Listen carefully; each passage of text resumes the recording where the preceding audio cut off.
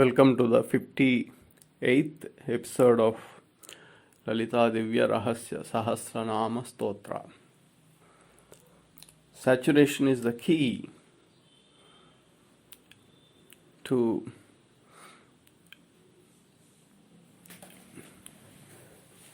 draw unconditional nourishment from the Universal Mother. And saturation is the key and only purpose of this life. So what happens if an individual is saturated? The individual is saturated, they turn into lotus, into a witness mode of operation. They turn into lotus. The Universal Mother identifies them. Through them, the Universal Mother uses the various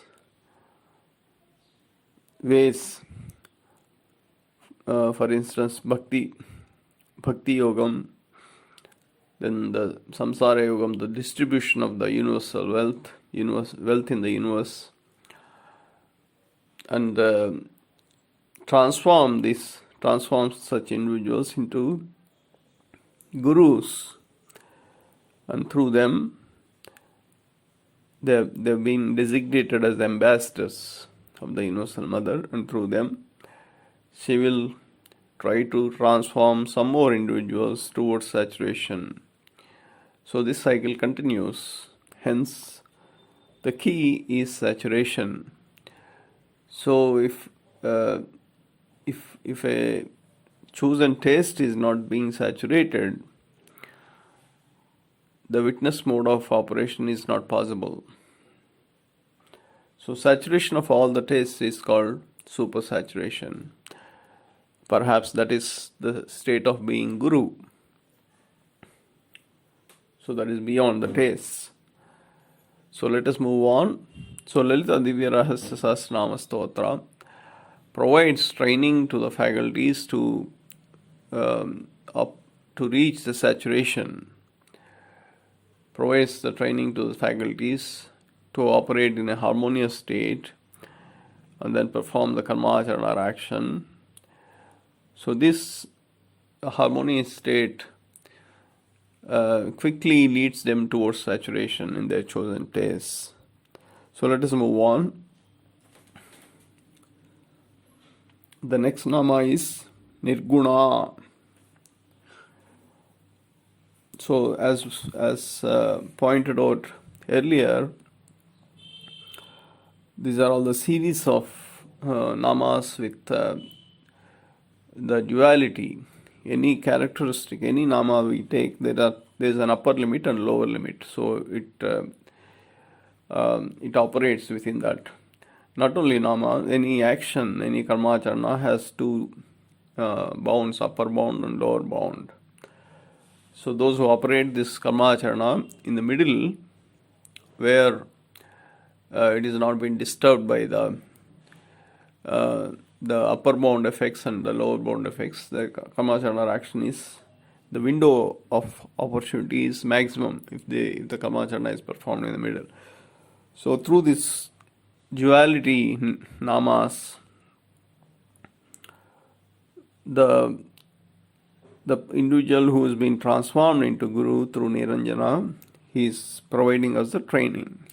So Nirguna means guna means a trait, a characteristic, it's an inner characteristic or trait of a person.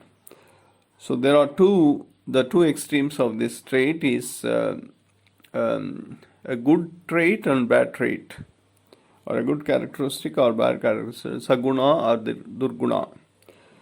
So by being beyond good trait and bad trait, able to control the trait, that is nirguna. So this is an internal matter. Trait is an internal matter, and hence it is connected to the soul. So when When the soul assumes the body, so these traits can enter through genes, that is the family oriented or a particular tribe oriented, or the additional taste that the soul wants to get saturated. Based on that, based on the taste that the soul wants to get saturated, these traits are being formed. So the accumulation or of all the traits or characteristics of the individual who has assumed the body, of the soul that has assumed the body, the accumulation of all the traits determines the personality of that individual. So this is part of the four faculties. So a quality, a person's quality, or the trait or the characteristic that is internal, when it is exhibited externally through the actions, that determines the shade of the personality or the quality of the personalities. Okay, that is called lakshana. Guna is internal, lakshana is an external action of the guna.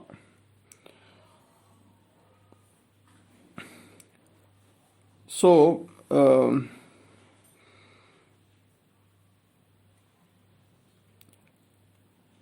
if the connection between this external manifestation of the internal trait, if it has been broken, then that individual gets into the vicious cycle of the karmacharana or action.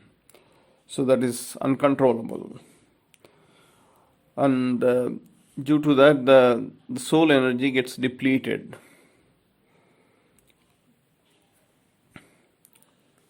Okay, so we have discussed the saguna and durguna. Saguna is a good characteristic or good trait, and durguna is the bad characteristic or bad trait. So saguna refers to the divinity or divine elements. Durguna refers to the demonic elements or demonic qualities, characteristics. So through this external action, if the connection between the faculties and the senses is broken, and hence the connection to the soul is broken, then this situation gets reversed. So the reverse means what happens? So if the individual has chosen the divine elements, but performing the external action through demonic, in the form of demonic qualities, or internally has chosen the demonic traits and then externally exhibiting the divine qualities, in both situation the soul energy will not get uplifted. It gets depleted. So the individual gets what is known as gets into a state what is known as mismatch, and this accumulation of the mismatch beyond a threshold will disconnect the individual from the soul. The soul gets vexed up, it gets depleted, the energy of the soul gets depleted. So that is how a person gets into the problems. So this situation manifests like a problem. So let us take some example of this guna or trait.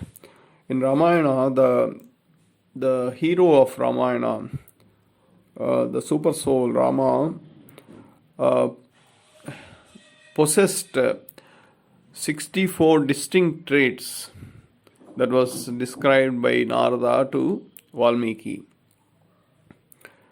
So which are distinct, they are independent, so there is no overlap of the each of these traits. But Rama also has one additional distinct quality apart from these 64 traits or gunas. He is desireless. Nowhere in Ramayana Rama has asked, I want this, I want that. So he is beyond the desires because he is super saturated. Because he is a super soul, so he is beyond all the desires. So a person who doesn't have any desires, and the soul of this individual chooses 64 distinct traits, how that individual gets saturated in these traits? The simple is the answer is that Rama is beyond desire. So those individuals who seek his surrender to him, or seek his blessings, or seek his support by performing actions on their behalf or kamachana on their behalf, he is able to get saturated in his 64 traits. It appears Rama got only saturated in 16 traits. That's why he is known as Shodasha Guna Sampanna. Shodasha means 16. So he could not do justification to the 64 traits that he possessed. And that is perhaps the reason why the energy of Rama is still alive. There are many people, individuals who are able to get, who are able to draw the energy of Rama, even these days also, because it's simply not saturated in 64 traits. So, this there's a hidden secret in this, so those who are saturated or those who are super saturated, for them the having a body is not a necessary condition. Their energy is so rich that they can send in the energy if to those who are in need, if that individual's power of intent or sankalpa is strong enough.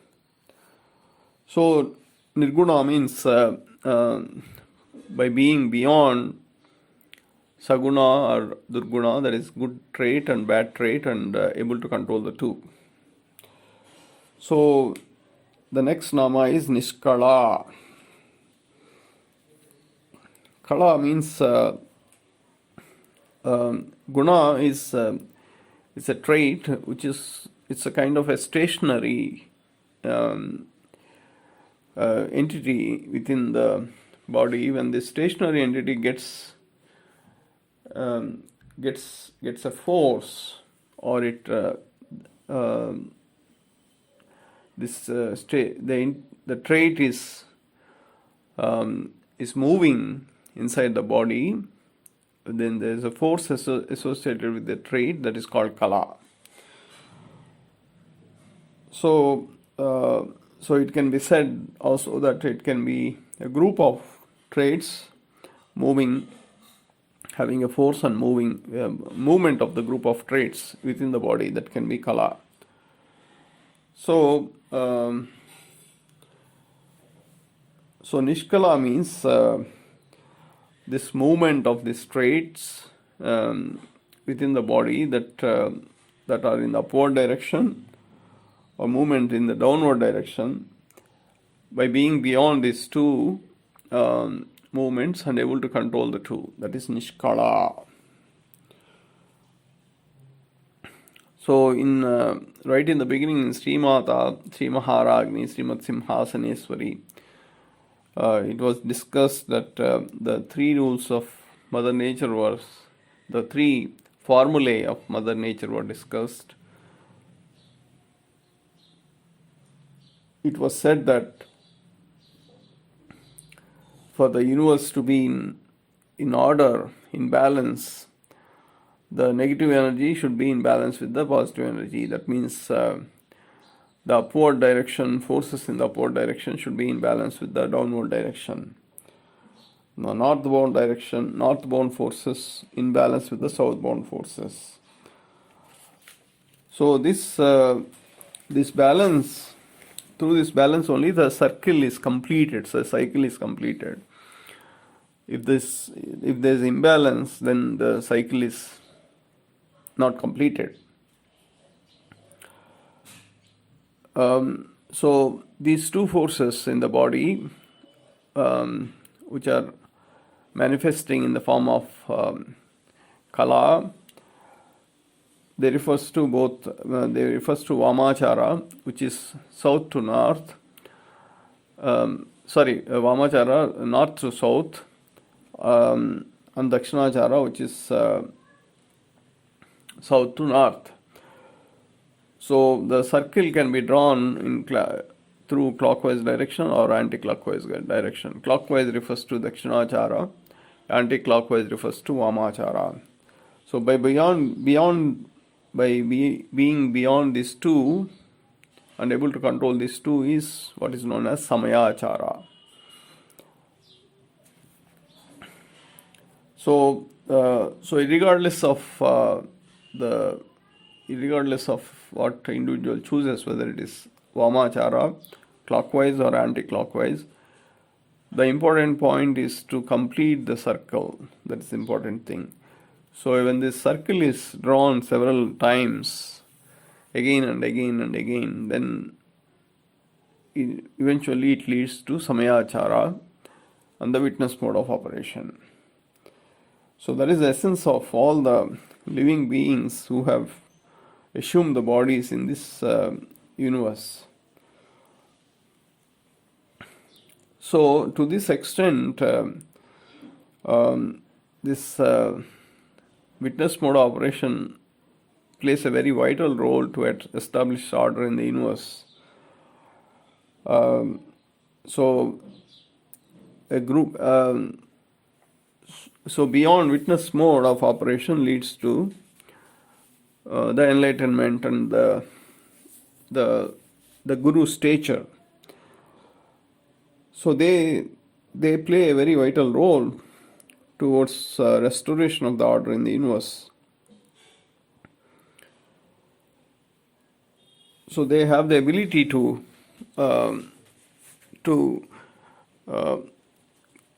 restore the balance. If the positive energy is high, they can create additional negative energy, or if the negative energy is high, they can create additional positive energy. This is what exactly Krishna also has reiterated in Bhagavad Gita.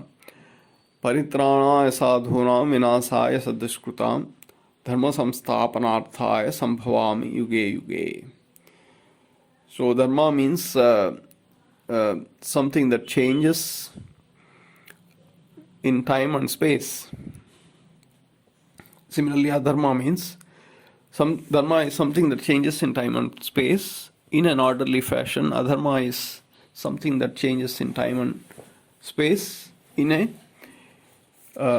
disorderly or overly order, excessive order or disorder, we can say. So both leads to a change. So and these two has to be in balance. The dharma has to be in balance with adharma. That then only the dharma chakra, the wheel of dharma, will progress. So the center or the reference of this wheel of dharma chakra is what is known as satya, or truth, which is unchanging in time and space. So if there's an imbalance in the wheel, that is dharma is not equal to adharma, then the order in the universe will be disturbed. So in that case, the witness, those who are in the Paritrana sadhunam. Sadhu means here those who operate in the witness mode, those who are neutral. So those who are neutral, they can draw excessive positive energy or excessive negative energy depending on the situation. So they have the ability to correct this inequality of the dharma to adharma by creating or transforming the individuals into the opposite polarity that requires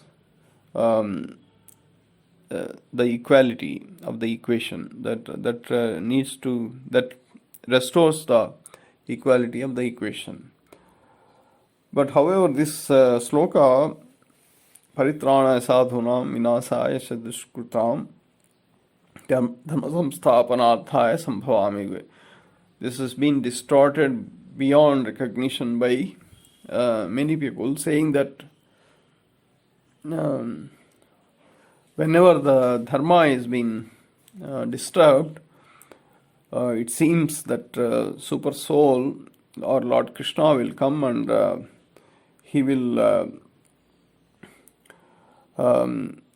punish those who are responsible for adharma, or he will kill all the people who are indulging in adharma. So Krishna has never said this. Nowhere he has mentioned this. So if at all this has to happen, this will even further disturb the order in the universe. So it will be totally lopsided. It will be totally skewed. So Krishna has never said it. He said, I will only correct the imbalance. He never said, I will remove the balance. So this has to be understood. So that's about Nishkala. The next nama is Santa.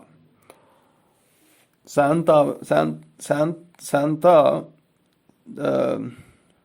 means just a peace. Santa, there's an extension. Santa means Santi, that is peace. Asanti, that is disturbance. Opposite of the antonym of peace. Peace and the disturbance. By being beyond peace and disturbance qualities, able to control the two. So Santa has two limits, upper limit and lower limit, which are designated by peace and the disturbance. So Santa refers to the Guru form that is beyond, who can exhibit beyond the characteristics beyond peace and disturbance, and have the ability to control the both peace and disturbance situations. That is Santa. So here Sa, the letter Sa is, it actually refers to the fire element of the Panchabrahmas, which are southbound. So Santa, Sam means the air elements that are generated through the control of the fire element. That is Sam. So this refers to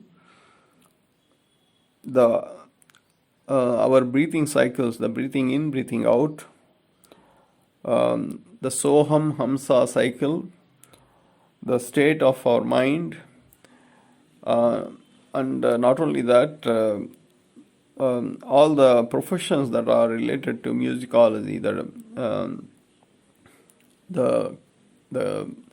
the singing, the playing a musical instrument, etc., all these are related to this letter Sam, because it dictates the controlled air element through the fire element. Usually the air element is anchored to the earth element, that is faculty of discretion, but through Sam, the air element is controlled through the fire element. And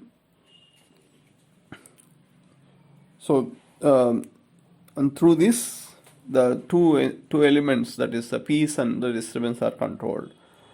So hence all the professions that are related to the air, the management of the air, like musicology, the singing, the instrument, playing the instruments, etc., etc., the compositions, the fine arts, or even the movie making, etc., all these professions, they terminate into this Sam or Santa Nama. So hence this Nama also is related to, since it is it's a controlling of the management of our air management within our body, it is also related to the psychiatry, the science of the mind. And this Nama Santa is the, we can say it is the root of the psychology. We can say like that. Santa is the root of psychology. But in the previous Nama, Santimati is already been discussed. So what is the need for again bringing up peace through Santa? What is the need for? Is it a reoccurrence? No, there is no reoccurrence here, because through Niranjana the individual has gotten the enlightenment and was given the stature of, he has risen to the stature of Guru. So how to control these various professions that are terminating in Santa, like musicology, the composition, the singing, etc., etc., and through that how to control the peace and the disturbance effects, so that that exercise is being demonstrated by the Guru through Santa. So it is there is no reoccurrence. So that is about Santa. So the next Nama is Nishkama. Kama means having a desire, or the execution of the desire. So Nishkama is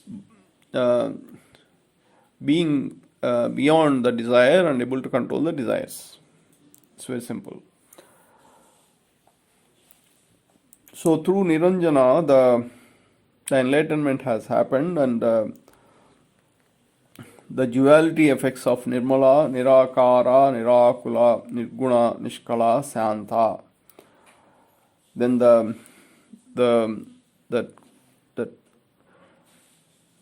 tri qualities of Nitya, that is the past, future, and the current. So who can perform these various qualities? So in Kamakshi, Kamadayini, it was mentioned what is the root of having these desires, and how this fulfilling of desires, how it takes place, was explained in Kamadayini.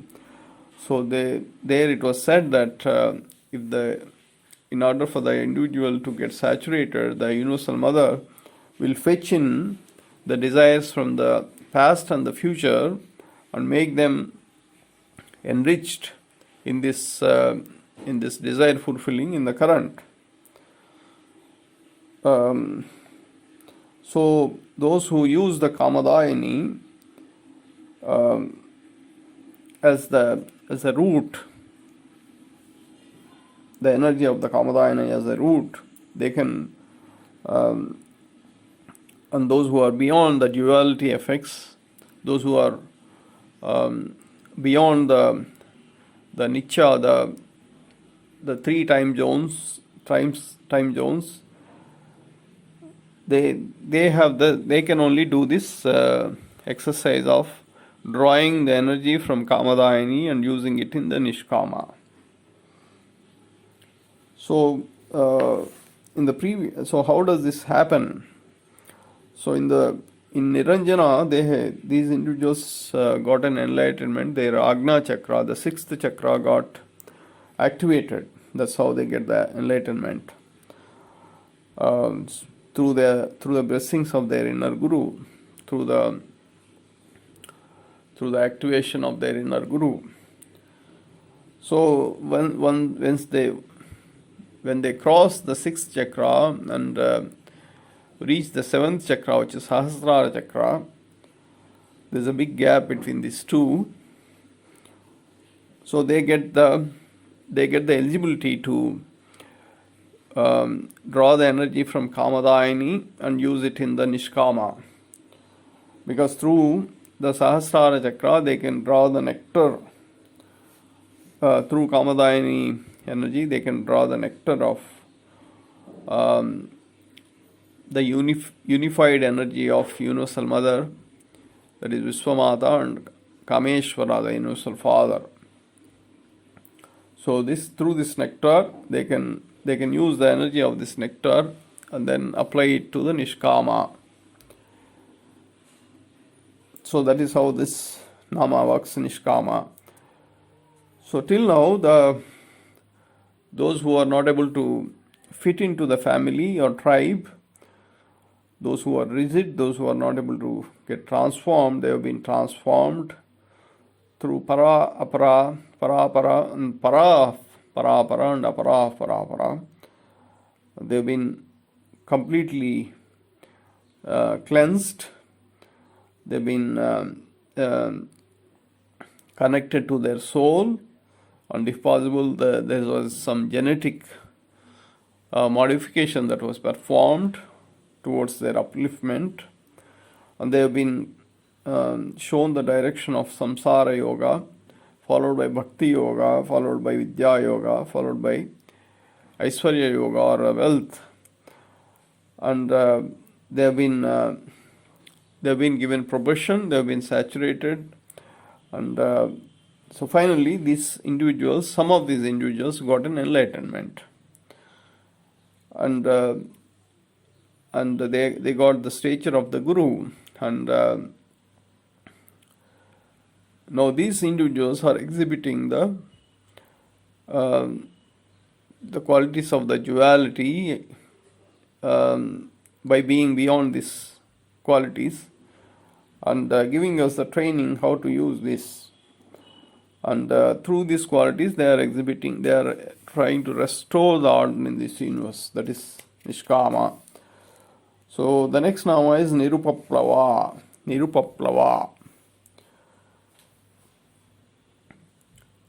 So Nirupaplava means the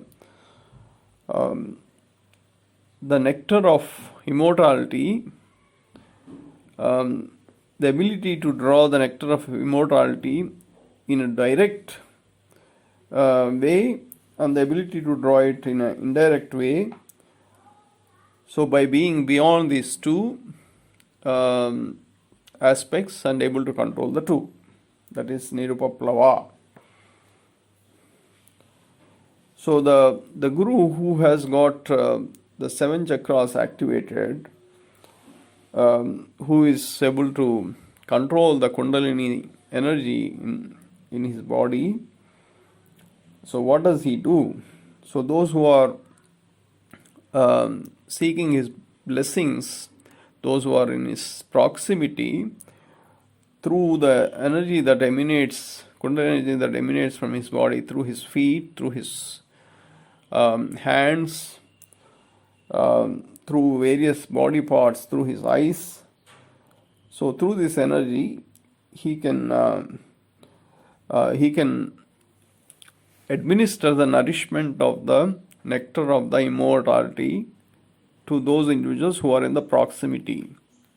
That's why people seek Guru's blessings, simply because he is the source of Kundalini energy. But the real Guru can also send in the energy, this nectar of immortality energy, the energy of nectar of immortality, remotely also. So that is the effect of real Guru. How does this happen? So this happens because he gets connected to the inner Guru of that individual who is remotely associated with him, not in the close proximity. Through the internal connection of the Gurus, the inner network of the Gurus is a very complicated network. It is probably the biggest network, bigger than any terrorist network. So through this inner network, he can send or transfer the energy, Kundalini energy, to that individual, and gets connected to the inner Guru of that person, and able to transfer the energy. That's how he gets connected. In fact, that once that inner connection is established, that's much more smoother than the external connection. The proximity connection is only limited to few individuals, but the inner connection it can happen to many individuals. There's no limitation. There's no bandwidth limitation. There is no data rate limitation, unlike the man-made networks. The spiritual network is unlimited. That's why it's unconditional. So these two, the proximity administering of nectar of immortality, the remote administering of the nectar of immortality, being beyond these two and able to control these two, is Nirupaplava. So in Arunopanishad, it is said that aplavasva pravasya andi bhava jamamuhu. So what it means is that the energy in the egg, the soul energy in the egg, the fire element in the soul energy in the egg is none other than the super soul energy, the super soul in the form of a Guru. So which is unconditional. It is a nectar of immortality. So hence this is been established that even the egg which is not even ready to, is not in the, it is in the incubation stage of assuming the body, even to that the energy is through the unconditional source. The nectar of energy is through the unconditional source. So that's about Nirupaplava. So this sloka, which is having the 5 namas, Nirguna, Nishkala, Santa, Nishkama, Nirupaplava. So what it means, Nirguna is beyond duality of the traits. So hence faculty of intellect receives the training through Nirguna. Nishkala Santa provides training to the faculty of discretion. And Nishkama, that is the state of being beyond desires and able to control the desires, provides training to the faculty of intellect. Nirupaplava provides training to the faculty of mind. So the remaining namas we will explore in the next episode. Thank you.